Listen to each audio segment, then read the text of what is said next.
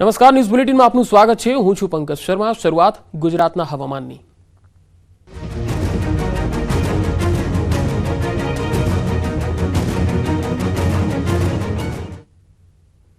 ઠંડીને લઈને હવામાન વિભાગે આગાહી કરી છે। આગામી 2 દિવસ ઠંડી પડવાની આગાહી છે। 2 દિવસ બાદ ઠંડી ઘટવાની શક્યતા છે। 2 દિવસ બાદ વધી શકે છે તાપમાન। હાલ મોટાભાગના શહેરોમાં તાપમાનનો પારો ગગડ્યો છે। લઘુત્તમ તાપમાન 2 થી 4 ડિગ્રી સુધી ઘટ્યું છે। 9 ડિગ્રી સાથે નલિયા રાજ્યનું સૌથી ઠંડુ શહેર નોંધાયું છે, જ્યારે ગાંધીનગરમાં 12 ડિગ્રી તાપમાન, અમદાવાદમાં 14 ડિગ્રી તાપમાન નોંધાયું છે।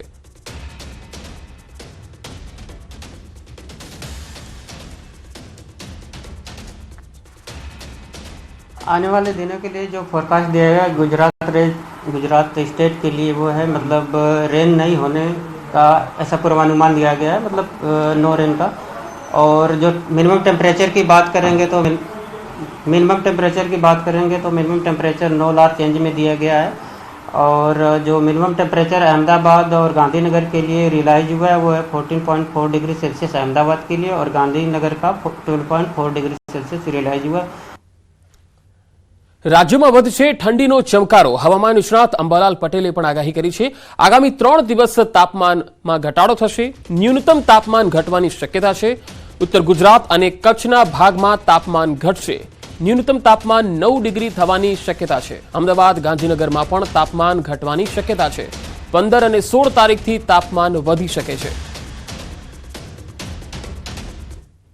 12 સુધીમાં અને 8, 9 અને 10માં રાત્રિના ભાગમાં, સવારના ભાગમાં અને સાંજના ભાગમાં ન્યૂનતમ તાપમાન ઘટશે। રાત્રિના ભાગમાં તો ઘણું તાપમાન ઘટવાની શક્યતા છે। ઉત્તર ગુજરાતના કચ્છના કેટલાક ભાગમાં તો ન્યૂનતમ તાપમાન 9 ડિગ્રી સેલ્સિયસથી ઓછું થવાની શક્યતા રહેશે। અમદાવાદ, ગાંધીનગરના ભાગમાં પણ ન્યૂનતમ તાપમાન ઘટી શકે છે અને 15-16 તારીખથી જે ન્યૂનતમ તાપમાન વધી શકે છે। તો વાદળછાયું વાતાવરણ રહેવાની પણ શક્યતા રહેશે। કૃષિ પાકોમાં રોગ આવવાની શક્યતા, ઊભા પાકોમાં વધુ નુકસાનની પણ શક્યતા તેમણે વ્યક્ત કરી છે। 19 અને 20 ફેબ્રુઆરી બાદ કૃષિ પાકનું વાવેતર કરી શકાશે। હવે ધીરે ધીરે વાદળોનું પ્રમાણ વધશે અને વાદળોના કારણે ઊભા કૃષિ પાકોમાં રોગ આવવાની શક્યતા રહેશે। લગભગ કોઈ જીરા જેવા પાકોમાં કે પાછોતેર પાકોમાં રોગની જરા સંભાવના વધુ રહી શકે છે, પરંતુ મોટાભાગના પાકો જે છે એ હવે 19-20 ફેબ્રુઆરી પછી રવિ પાકોનું વાવેતર થશે। ઉત્તરાખંડમાં હાલ હિમવર્ષા થઈ રહી છે, ત્યારે કેદારનાથમાં એક સાધુ ખુલ્લા પગે બરફમાં ચાલતા દેખાઈ રહ્યા છે। અત્યંત ઠંડી અને માઇનસ તાપમાન વચ્ચે સાધુ લલિત મહારાજ ખુલ્લા પગે દેખાયા। લલિત સાધુના આશ્રમમાંથી કોઈ પણ ભૂખ્યા પરત નથી ફરતા। દેશના અનેક ભાગોમાંથી આવતા સંતોને લલિત મહારાજ પોતાના આશ્રમમાં આશ્રય આપે છે અને લલિત સાધુ સિવાય 6 અન્ય સાધુઓ પણ કેદારનાથમાં તપસ્યા કરી રહ્યા છે।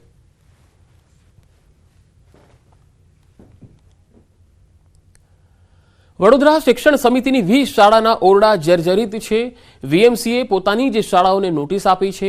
જર્જરિત બિલ્ડિંગનો ઉપયોગ બંધ કરવા માટે જણાવ્યું છે। વીએમસીએ વૈકલ્પિક વ્યવસ્થા પહેલા આ નોટિસ ફટકારી છે। શાળા ખાલી કરવાનો આજે છેલ્લો દિવસ છે। હવે બાળકોને ક્યાં બેસાડવા એક મોટો સવાલ થઈ પડ્યો છે। હજારો બાળકોને જીવન સાથે થઈ રહ્યો છે ખેલવાડ। હરણી બોટકાંડ જેવી દુર્ઘટનામાંથી કોઈ શીખ નથી લીધી। સમગ્ર મામલે કોંગ્રેસે ઉગ્ર આંદોલનની ચીમકી આપી છે। શિક્ષણ સમિતિ પાસે એટલું ફંડ નથી કે નવા ઓરડા બનાવી શકે। જીવનના જોખમે બાળકોને શાળામાં અભ્યાસ કરાવાઈ રહ્યો છે। કોઈ હોનારત થશે તો જવાબદાર કોણ રહેશે? શિક્ષણ સમિતિની 20 શાળાઓ એવી છે કે જેના ઓરડા જર્જરિત છે। મનપાએ નોટિસ ફટકારી છે કે આ જર્જરિત ઓરડાઓ બંધ કરવામાં આવે। સવાલ એ છે કે 20 શાળાના વિદ્યાર્થીઓનું ભવિષ્ય જોખમાઈ ગયું। શું તેમને અન્યત્ર ખસેડવામાં આવશે? આ અંગેનો કોઈ નિર્ણય લેવાયો છે કે કેમ? આખરે શા માટે નથી કરાઈ વૈકલ્પિક વ્યવસ્થા? વૈકલ્પિક વ્યવસ્થા પહેલા શાળા બંધ કરવાની આ નોટિસ અનેક સવાલ ઊભા કરી રહી છે।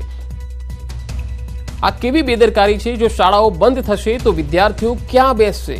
એમને ક્યાંય શાળામાં અભ્યાસ કરવાનો રહેશે તેની કોઈ જ વ્યવસ્થા નથી।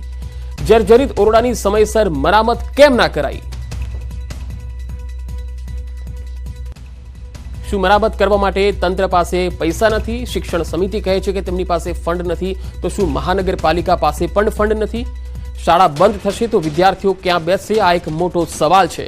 આ મનપાની એક પોલ અહીંયા ખુલ્લી પડી છે. વડોદરામાં જે 20 શાળાઓ જર્જરિત છે તેને નોટિસો આપી દીધી કે ભાઈ બંધ કરી દો, પરંતુ બંધ કરશે તો આ વિદ્યાર્થીઓ કઈ શાળામાં જશે, અભ્યાસ ક્યાં કરશે તેની કોઈ જ વ્યવસ્થા નથી. આ સ્થિતિ છે મનપાની.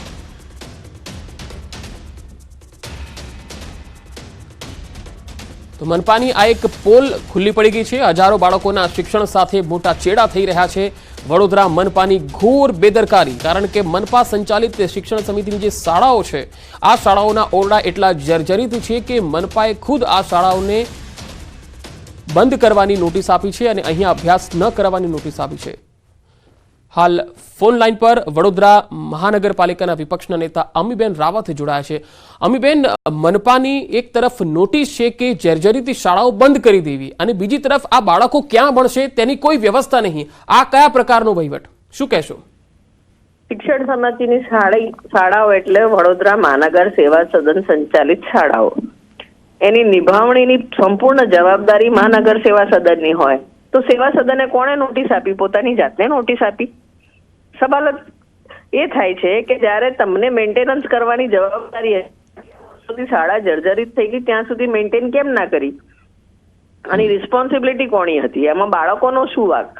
અને આજે એક્ઝામ વખતે તમે લગભગ 10,000 વિદ્યાર્થીઓનું ભવિષ્ય આ રીતે અંધકારમય રીતે ડિસિઝન લો તો આ યોગ્ય ના કહેવાય. વૈકલ્પિક વ્યવસ્થા કરવાની જવાબદારી બી આજ મહાનગર સેવા સદનની છે. કોઈ બી સંજોગમાં વડોદરા મહાનગરપાલિકા એની જવાબદારીમાંથી છટકે નહીં. આ તો એવું ફલિત થાય છે કે પોતાની જવાબદારીમાંથી કાલ ઉઠીને ના કરે નારાયણ કોઈ એક્સિડન્ટ થાય તો કોર્પોરેશનના અધિકારીઓ પોતાની જવાબદારીથી છટકવા માટે આ નોટિસ આપી હોય એવું દેખાઈ રહ્યું છે.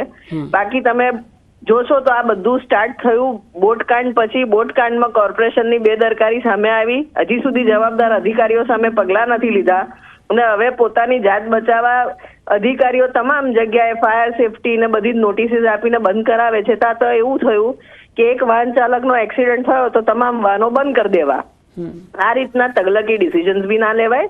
વૈકલ્પિક વ્યવસ્થા કર્યા વગર આ રીતે બાળકોને સ્કૂલો બંધ ના કરી શકાય અને બાળકો માટે વૈકલ્પિક વ્યવસ્થા કરવી પડે ને જે જવાબદાર અધિકારીઓ હતા જેને નિભાવણી કરવાની હતી એ લોકો પર કાર્યવાહી થવી જોઈએ એવું અમે માનીએ છીએ. અમીબેન, જે રીતે શિક્ષણ સમિતિ કહે છે કે અમારી પાસે ફંડ નથી, પ્રાથમિક દ્રષ્ટિએ આમાં ફંડની જવાબદારી શિક્ષણ સમિતિની હોય છે કે મહાનગરપાલિકાની હોય છે કે પછી સભામાં એ બજેટ મંજૂર થતું હોય છે? શું હોય છે?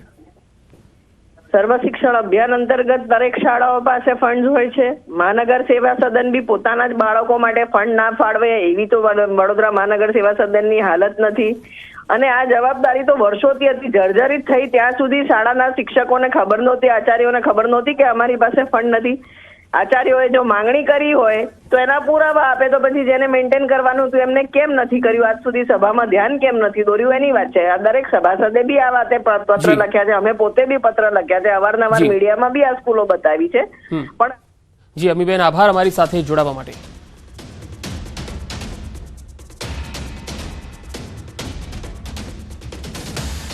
તો આ વિષય પર વધુ માહિતી મેળવીશું. વડોદરાથી સંવાદદાતા હાર્દિક દીક્ષિત પણ મારી સાથે જોડાયા છે. હાર્દિક, વડોદરાની 20 શાળાઓને નોટિસ આપી દીધી. ચલો જર્જરિત છે એટલે નોટિસ આપી કે ઉતારી લેવી જોઈએ, પરંતુ જે બાળકો ભણે છે એની વ્યવસ્થા કોણ કરશે? કઈ રીતે થશે? એની કોઈ સૂચના નહીં? કેમ મહાનગરપાલિકાના કોઈ અધિકારી બોલતા નથી? બિલકુલથી પંકજ, જો સમગ્ર મામલે વાત કરીએ તો નોટિસ આપીને પોતાની જવાબદારીમાંથી છટકી જવું એ વડોદરા મહાનગરપાલિકાના જે સ્માર્ટ અધિકારીઓ છે તેમની હવે ફિતરત બની ગઈ હોય તેમ લાગી રહ્યું છે. હવે વાત કરવામાં આવે તો ભણશે ગુજરાતને આગળ વધશે ગુજરાતના જે દાવા છે માત્ર કાગળ પર હોય તેમ લાગી રહ્યું છે. કારણ કે તમે તમારી ટીવી સ્ક્રીન પર આ જર્જરિત ઇમારત છે તેની દશા તો જુઓ. શું આ રીતે ભણશે ગુજરાતને, આ રીતે આગળ વધશે ગુજરાત? પંકજ, બીજી વાત કરીએ તો આ જે બાળકો ટીવી સ્ક્રીન પર દેખાઈ રહ્યા છે એ કોઈ અમીર બાપની ઓલાદો નથી કે હાઈફાઈ એસીવાળી શાળામાં ભણે અને પોતાનું ભવિષ્ય જે છે તે ઉજ્જવળ બનાવે. આ બિચારા ગરીબ ઘરના બાળકો છે. તેમના જે માતા પિતા છે તે કાળી મજૂરી કરીને જેમ તેમ કરીને આ બાળકોને ભણાવતા હોય છે. ત્યારે સામાન્ય રીતે વાત કરીએ તો જ્યારે કોઈ વાલી હોય પોતાના બાળકને શાળાએ મોકલે ત્યારે તેને ખુશી થતી હોય કે ચલો મારું બાળક શાળાએ જઈ રહ્યું છે અને ભણી ગણીને કંઈક મોટો માણસ બનશે. પરંતુ અહીંયા ભણતા જે બાળકો છે તેમના વાલીઓને ખુશીને બદલે ચિંતા થાય છે કે શાળાએ ગયેલું મારું બાળક જે છે તે સહી સલામત ઘરે પાછું આવશે કે કેમ। ત્યારે બીજી વાત કરીએ પંકજ, તો વડોદરા મહાનગરપાલિકા દ્વારા નગર પ્રાથમિક શિક્ષણ સમિતિની જે ઇમારતો છે, લગભગ 20થી વધુ ઇમારતો છે, તેમને નોટિસ આપી દેવાય અને જર્જરિત ઇમારત છે તેનો ઉપયોગ કરવો નહીં તેવી સૂચના આપી દેવાય। પરંતુ અહીંયા સૌથી મોટો પ્રશ્ન એ ઊભો થયો છે કે નગર પ્રાથમિક શિક્ષણ સમિતિ પાસે એટલું ફંડ નથી, અથવા તો જે સમય મર્યાદા આપી હતી એટલે કે 5 દિવસનો સમય આપ્યો હતો, તો 5 દિવસમાં હજારો બાળકો એટલે 10,000થી વધુ જે બાળકો છે, વિદ્યાર્થીઓ છે, તેમને અન્ય કઈ જગ્યા પર શિફ્ટ કરવા, તે સૌથી મોટો પ્રશ્ન જે છે તે અહીંયા ઊભો થઈ રહ્યો છે। બીજી વાત કરીએ પંકજ, તો આ નાના નાના ભૂલકાઓ છે એમને એક સ્થળેથી બીજા સ્થળે જ્યારે સ્થળાંતરિત કરવામાં આવે ત્યારે તેમના માનસ પર અસર થતી હોય છે। બાળકોને પોતાના ભવિષ્યની ચિંતા થતી હોય છે કે હવે અમે કઈ શાળામાં બનીશું। ત્યારે વોર્ડ કક્ષાએ પર વડોદરા મહાનગરપાલિકામાં જે શાળાઓ છે તેની દર વર્ષે જાળવણી માટેની જોગવાઈ કરવામાં આવી છે, પરંતુ પાલિકાના સત્તાધીશોને ગરીબ ઘરના બાળકોને ભણાવવામાં બિલકુલ રસ ન હોય તેમ લાગી રહ્યું છે। હાર્દિક, અહીંયા સવાલ એ છે કે શિક્ષણ સમિતિએ કહ્યું છે કે અમારી પાસે ફંડ નથી। આ અંગે વડોદરાના મેયરનું શું કહેવું છે? મેયર કેમ બહાર નીકળતા નથી, આ મામલે બોલતા નથી? બિલકુલથી પંકજ, વાત કરવામાં આવે તો જ્યારે મેયર સાથે વાત કરવામાં આવે તો મેયર કોઈનું કોઈ બહાનું આગળ ધરી દેતા હોય છે। વડોદરા મહાનગરપાલિકામાં એક પ્રથા થઈ ગઈ છે કે થઈ જશે, કરી લઈશું, જોઈ લઈશું, પરંતુ એ કંઈ જોવાતું નથી, કંઈ થતું નથી અને વેદના જે છે તે વેઠવી પડતી હોય છે સામાન્ય નાગરિકોએ। ત્યારે આ કિસ્સામાં પણ આ જ પ્રકારની પરિસ્થિતિનું નિર્માણ થયું છે। વડોદરા મહાનગરપાલિકાએ અગાઉથી આ જે શાળાઓ છે તેની તકેદારી રાખવાની જરૂર હતી, કારણ કે એવું તો છે નહીં કે હરની બોટકાંડ થયો ત્યારબાદ રાતોરાત આ જે શાળાઓ છે તેની દુર્દશા થઈ ગઈ। વર્ષોથી જે વાલીઓ છે અને જે રાજકારણીઓ છે, વિપક્ષ છે, તે બૂમો પાડતો આવ્યું છે કે શાળાઓની જાળવણી કરો, કારણ કે બાળકોના ભવિષ્યનો અને જીવનો બંનેનો સવાલ છે। પરંતુ વડોદરા મહાનગરપાલિકાના સત્તાધીશોને ફક્ત ને ફક્ત મલાઈ કમાવામાં રસ હોય તેમ લાગી રહ્યું છે પંકજ। જી હાર્દિક, આભાર માહિતી આપવા માટે। તો આ સ્થિતિ છે વડોદરામાં શાળાઓની, ખાસ તો સરકારી શાળાઓ જે પ્રાથમિક શિક્ષણ સમિતિના અંડરમાં મહાનગરપાલિકા સંચાલિત શાળાઓ છે, 20 શાળાઓને નોટિસ તો આપી દીધી, પરંતુ અહીંના બાળકો ક્યાં જશે ભણવા એની કોઈ જ વ્યવસ્થા નથી। શિક્ષણ વિભાગે હવે અહીંયા હસ્તક્ષેપ કરવાની જરૂર છે। જેવી અમને મૌખિક સૂચના મળી છે તરત જ અમે એસએમસી મીટિંગ કરી છે, વાલીઓને જાણ પણ કરી છે। ઓછામાં ઓછી 25થી 30 વાલીઓ હાજર રહ્યા હતા તેમનું રોજનું કામ મૂકીને, અને અમારા માટે અહીંયા બાળકો માટે અમારા માટે હાજર રહીને તરત જ એમને અમે જાણ કરી હતી કે આ રીતનું અમારું પ્લાનિંગ છે અને આગામી 1-2 દિવસમાં આપણે શાળા શિફ્ટ કરી લઈશું। વ્યવસ્થા એવું છે કે આપણે ત્યાં જે એક શાળા અમુક એવી છે કે જ્યાં એક પાડીએ બેસે છે અને ત્યાંની નજીક પડે, વિદ્યાર્થીઓને બહુ દૂર ના જવું પડે, નજીકની જ આપણી કોર્પોરેશનની શાળા છે એમાં પાડી પદ્ધતિ કરીને આપણે બેસાડવાની કોશિશ કરીએ છીએ। વડોદરા નગર પ્રાથમિક શિક્ષણ સમિતિ દ્વારા સંચાલિત લગભગ 20 જેટલી શાળા છે તે જર્જરિત હાલતમાં છે। હરની હોળી દુર્ઘટના બની ત્યારબાદ આ જ તમામ શાળાઓ છે તેમને નોટિસ ફટકારવામાં આવી હતી પાલિકા દ્વારા। ત્યારે ખાસ કરીને વાત કરીએ તો વડોદરા મહાનગરપાલિકાએ આ જે શાળાઓ છે તેમને નોટિસ ફટકારીને બિલ્ડિંગનો ઉપયોગ જે છે તે બંધ કરવા માટે જણાવ્યું હતું। નોટિસની જે સમય મર્યાદા છે તે પૂરી થઈ ગઈ છે, તેમ છતાં જીવના જોખમે બાળકો જે છે આ જ શાળામાં અભ્યાસ કરતા હોય તેવા દ્રશ્યો જે છે તે જોઈ શકાય છે। એટલે આ જર્જરિત ઇમારતમાં ભણતા બાળકો સાથે કોઈ જાતની હોનારત થાય તો તેના માટે જવાબદાર કોણ, તે સૌથી મોટો સવાલ જે છે અહીંયા ઊભો થઈ રહ્યો છે। બીજી વાત કરવામાં આવે તો શિક્ષણ સમિતિ પાસે કોઈ વિકલ્પ ન હોવાથી બાળકો અહીંયા અભ્યાસ કરવા માટે આવી રહ્યા છે અને શિક્ષકો પણ બાળકોને આ જર્જરિત ઇમારતમાં ભણવા માટે મજબૂર બન્યા છે। વડોદરા મહાનગરપાલિકાની જવાબદારી બને છે ત્યાં શાળાઓનું સમારકામ કરવામાં આવે, પરંતુ પાલિકાના જે સ્માર્ટ અધિકારીઓ છે તેમને આ શાળાની જે સમારકામ છે તેની જવાબદારીમાંથી છટકબારી શોધી કાઢી અને જે નગર પ્રાથમિક શિક્ષણ સમિતિ છે તેને નોટિસ ફટકારીને બિલ્ડિંગનો ઉપયોગ જે છે તે ન કરવા માટે સૂચના આપી દીધી। ત્યારે હજારો બાળકોના જીવ જે છે તે આ જર્જરિત ઇમારતોના કારણે જોખમમાં મુકાયા છે। તો બીજી તરફ કોંગ્રેસની વાત કરવામાં આવે તો સમગ્ર મામલે જે છે તે વડોદરા શહેરનું રાજકારણ ગરમાયું છે અને કોંગ્રેસ દ્વારા ચીમકી ઉચ્ચારવામાં આવી છે કે જો વહેલામાં વહેલી તકે આ જે તમામ શાળાઓ છે તેમનું સમારકામ નહીં કરવામાં આવે તો કોંગ્રેસ દ્વારા આ સમગ્ર મામલે જે છે તે ઉગ્ર આંદોલન કરવામાં આવશે। હાર્દિક દીક્ષિત, ન્યૂઝ 18 ગુજરાતી, વડોદરા। રાજ્યના વધુ સમાચારો પર નજર કરીશું, હાલ રોકાઈશું એક બ્રેક માટે।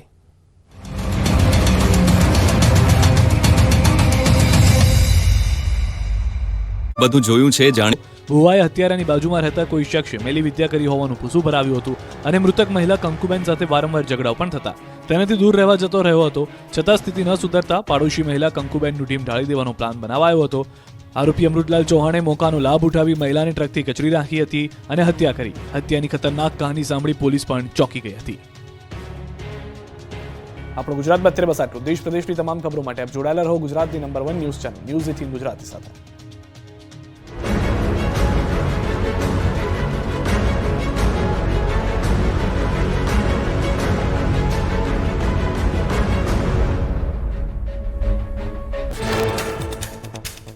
બનાસકાંઠાના વરસડામાં દેશી દારૂના અડ્ડા પર પડી જનતાની રેડ. ગામમાં ચાલતા દેશી દારૂના અડ્ડા પર સરપંચ અને ગામ લોકોએ રેડ કરી દેશી દારૂની ભઠ્ઠીઓ તોડી પાડ્યાનો વિડીયો સોશિયલ મીડિયામાં વાયરલ થયો. વડગામના વરસડામાં દેશી દારૂની ભઠ્ઠીઓ તોડી પાડી ગ્રામજનોએ રોષ ઠાલવ્યો. ઉચ્ચ કક્ષાએ રજૂઆતો કર્યા બાદ પણ પરિણામ ન મળતા ગ્રામજનોમાં ઉગ્ર રોષ જોવા મળ્યો. જનતા રેડને લઈને સ્થાનિક પોલીસની કામગીરી પર ઉઠ્યા સવાલ. દ્વારકામાં વિદ્યાર્થીને માર મારતો શાળાના ફાધરનો વિડીયો વાયરલ. ખંભાળિયાની સેન્ટ ઝેવિયર સ્કૂલનો વિડીયો હોવાનું ખુલ્યું. વિડીયો વાયરલ થતાં શાળા પ્રશાસને માફીનામું આપી મામલો દબાવવાનો પ્રયત્ન કર્યો. પંચમહાલના ગોધરામાં સ્કૂલના વિદ્યાર્થીઓને લવાયા પિકઅપ ટેમ્પોમાં. હાલોલની સરકારી મોડલ સ્કૂલના વિદ્યાર્થીઓને જોખમી રીતે બેસાડાયા હતા ટેમ્પોમાં. ગોધરા સ્પોર્ટ્સ કોમ્પ્લેક્સ ખાતે મુલાકાતે લવાયા. જોખમી મુસાફરીનો વિડીયો સોશિયલ મીડિયામાં વાયરલ. જૂનાગઢમાં કૃષિ યુનિવર્સિટીમાં ખેડૂતોનો હોબાળો. બિયારણ માટે બોલાવી બાદમાં બિયારણનું વિતરણ ન થતા ખેડૂતોમાં રોષ. કૃષિ યુનિવર્સિટીએ આજથી બિયારણ વેચવાની જાહેરાત કરી હતી. બાદમાં ઓનલાઈન રજીસ્ટ્રેશન બાદ વિતરણનો લીધો નિર્ણય. રાજકોટમાં ઓમ હાઉસિંગ સોસાયટીમાં પાણીની સમસ્યા જોવા મળી, જેને લઈને મોટી સંખ્યામાં મહિલાઓ આરએમસી ઓફિસે પહોંચી. માત્ર 5 મહિલાઓને ઓફિસમાં રજૂઆત માટે જવા દેવાઈ. હાલ ટેન્કર મારફતે પાણી નાખવાની નોબત આવતા હાલાકી. સુરેન્દ્રનગરમાં પાણી માટે મહિલાઓએ પાલિકાની કચેરીએ પહોંચી ઉગ્ર રજૂઆત કરી. પીવાનું પાણી નિયમિત અને પૂરતા પ્રમાણમાં ન મળતા હંગામો કરાયો. ટેન્કરથી પણ પાણી પૂરું ન પડાતું હોવાનો આરોપ. પાણી નહીં મળે તો ઉગ્ર આંદોલનની ચીમકી ઉચ્ચારાઈ. ભુજના દેશલસર તળાવમાં જળકુંભીનું સામ્રાજ્ય. પાલિકાએ થોડા સમય પહેલા જ તળાવની સફાઈ કરી.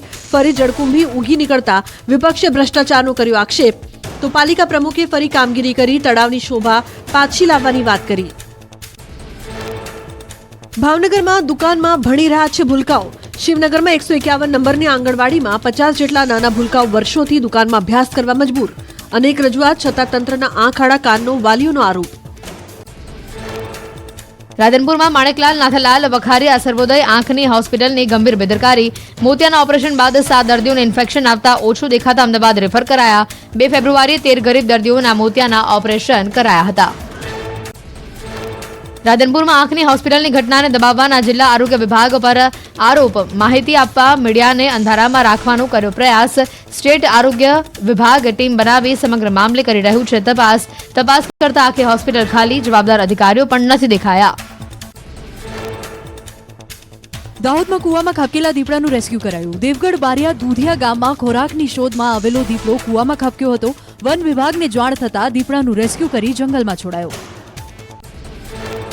ગીર સોમનાથમાં બોડકી વિસ્તારમાંથી દીપડાનું રેસ્ક્યુ કરાયું. પતરું તોડી મકાનમાં ઘૂસેલા દીપડાએ ગાય પર હુમલો કર્યો. વન વિભાગે ભારે જહેમત બાદ દીપડાનું કર્યું રેસ્ક્યુ. વારંવાર દીપડાના આટાફેરાને લઈને લોકોમાં તંત્ર સામે રોષ જોવા મળ્યો. તાપીના વાલોડમાં બુહારી નજીક વીરપોર કોલેજ નજીક અકસ્માત. કોલેજ નજીક અકસ્માતની ઘટનામાં સીસીટીવી ફૂટેજ સામે આવ્યા. કાર ચાલકે બાઇક સવાર પરિવારને લીધો અડફેટે. ઘટનામાં ઇજાગ્રસ્ત મહિલાનું સારવાર દરમિયાન મોત નીપજ્યું. વાલોડ પોલીસે વધુ કાર્યવાહી હાથ ધરી. સુરતમાં હીરા દલાલ સાથે સ્નેચિંગનો પ્રયાસ કરાયો. ચાલુ વાહને પર્સ ખેંચવાતા દંપતી.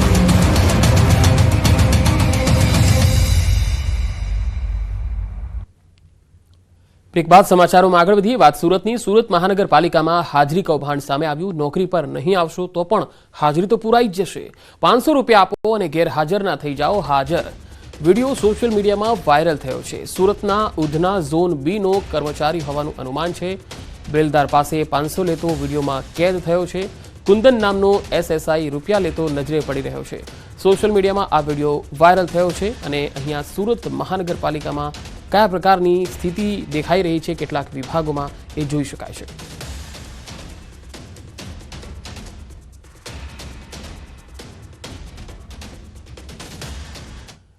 સુરત પાલિકામાં ખોટી રીતે નોકરી મેળવવામાં તપાસનો જે મામલો છે, નોકરી મેળવવા ગ્રેજ્યુએટ યુવાનોએ 7 પાસનું રિઝલ્ટ બનાવતા પોલીસ ફરિયાદ થઈ છે।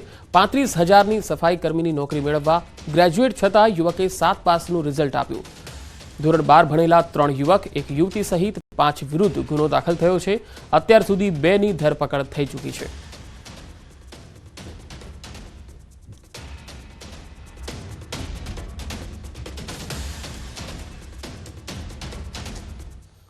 મોરબી ઝૂલતા પુલ દુર્ઘટના મામલે પીડિતોએ સીએમને પત્ર લખ્યો છે। પત્રમાં જેલ તંત્ર પર સવાલ ઉઠાવવામાં આવ્યા છે।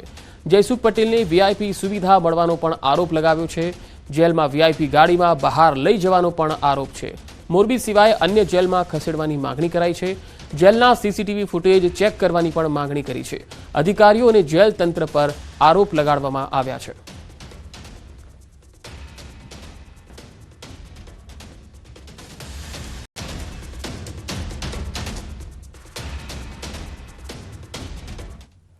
અમદાવાદમાં કસ્ટોડિયલ ડેથ મામલો હાઈકોર્ટમાં પહોંચી ગયો છે। મૃતકની પત્નીએ હાઈકોર્ટમાં અરજી કરી છે। દીપક પંચાલનું કસ્ટડીમાં મૃત્યુ થઈ ગયું હતું। જવાબદારો સામે ફરિયાદ ના નોંધતા હાઈકોર્ટમાં અરજી કરી હતી। કોર્ટે જવાબદારોને હાજર રહેવા માટે આદેશ કર્યો। 15 ફેબ્રુઆરીએ હાથ ધરાશે વધુ સુનાવણી। મૃતકની પત્નીએ હાઈકોર્ટમાં અરજી કરી। દીપક પંચાલનું કસ્ટડીમાં મૃત્યુ થઈ ગયું હતું, ત્યારે જવાબદારો સામે ફરિયાદ ન નોંધાતા હાઈકોર્ટમાં અરજી કરી હતી।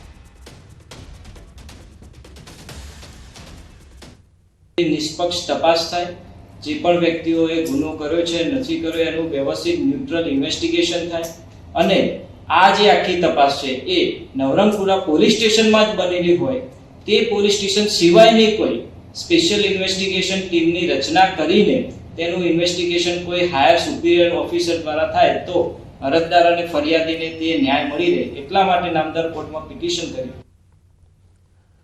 રાજકોટના પૂર્વ ધારાસભ્ય ઇન્દ્રનીલ રાજગુરુએ પોલીસ પર આક્ષેપ કર્યો। કહ્યું, ડેરીમાં દૂધ મળે તેમ દારૂ અને નશીલા પદાર્થો છૂટથી મળે છે અને અરજદારોની ફરિયાદ પણ નથી નોંધી રહ્યા। જ્યારે સુપ્રીમ કોર્ટનો આદેશ છે કે એફઆઈઆર તુરંત નોંધી લેવાનું, એ લોકો પાસે સત્તા છે કે તપાસ કરીને સી સમરી ભરી શકાય ખોટી ફરિયાદ હોય તો, પરંતુ ફરિયાદ જ નહીં લેવાની અને ફરિયાદ લે તો જ્યાં સુધી પૈસા એમાંથી ન દેખાતા હોય ત્યાં સુધી એમાં રસ નહીં લેવાનો। એવા જ એક ગંભીર ગુના જે પોલીસ દ્વારા થઈ રહ્યો છે।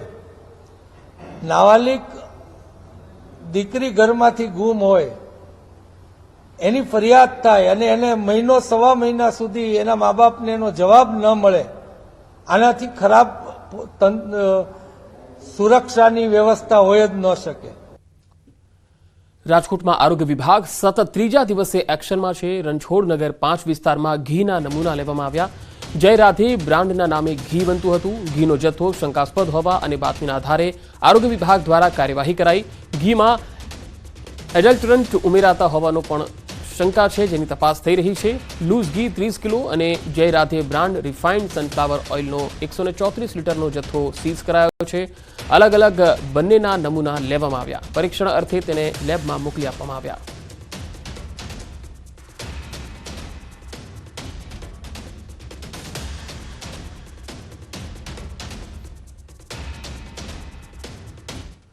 કોંગ્રેસ નેતા અમિત ચાવડાનું વિધાનસભામાં નિવેદન। કહ્યું, નળથી જળની જાહેરાત 2019માં થઈ હતી, પરંતુ 5 વર્ષ બાદ પણ જળ મળ્યું નથી। ઘરે ઘરે નળથી જળ મળવાની યોજના અંગે ન્યાયિક તપાસ થવી જોઈએ। આજે 5 વર્ષનો સમય થયો।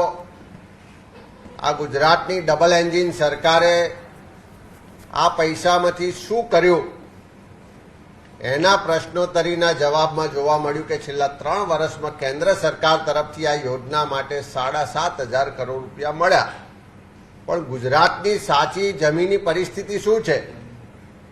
તો ઘરે ઘરે નળથી જળ તો ના મળ્યું, નળ આયા પણ ક્યાંય જળ ના પહોંચ્યું। જમજોધપુરના ધારાસભ્ય હેમંત ખવાનું નિવેદન। એમણે કહ્યું છે કે આ બજેટ યુવાનો, ગામડાઓ અને ખેડૂત વિરોધી બજેટ છે। ગુજરાત સરકારે માત્ર 2.9% બજેટ ગ્રામ વિકાસ માટે ફાળવ્યું અને શહેરી વિકાસ વિભાગમાં 6.3% જેટલું બજેટ ફાળવ્યું છે। સરકારને ગામડાઓ અને ખેડૂતોની ચિંતા ન હોય તેવું આ બજેટ પરથી લાગે છે।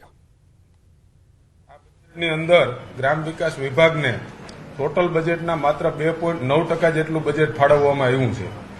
ગત વર્ષના બજેટો જોતા ધ્યાને આવે કે મણિપુર, ઝારખંડ અને બિહાર જેવા પછાત રાજ્યોમાં પણ 10%થી લઈ અને 16% સુધી ગ્રામ વિકાસ વિભાગને બજેટ ફાળવવામાં આવતું હોય, ત્યારે સમૃદ્ધ ગણાતા ગુજરાતના બજેટમાં ગ્રામ વિકાસ વિભાગ માટે માત્ર 2.9%ની જોગવાઈ કરવામાં આવી છે. શહેરી વિકાસ વિભાગમાં 6.3%ની, એટલે ગ્રામ વિકાસ વિભાગ કરતા લગભગ ડબલ કરતા પણ વધારે શહેરી વિકાસ અંતર્ગત જોગવાઈ કરવામાં આવી છે. તો આ બુલેટિનમાં અત્યારે આટલું જ. નમસ્કાર.